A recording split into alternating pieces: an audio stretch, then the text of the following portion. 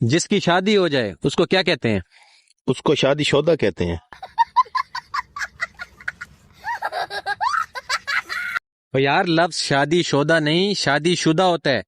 असल लफ्ज तो शादीशुदा है ना, क्योंकि शादी के बाद बंदा वैसे भी शोदा हो जाता है।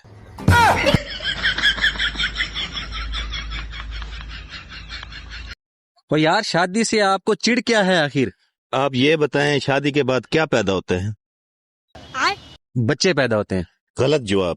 शादी के बाद मसले पैदा होते हैं।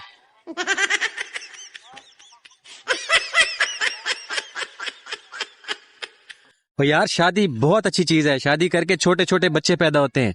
हर किसी के घर बच्चे छोटे ही पैदा होते हैं। आपने देखा किसी के घर 80 साल का बाबा पैदा हुआ हो?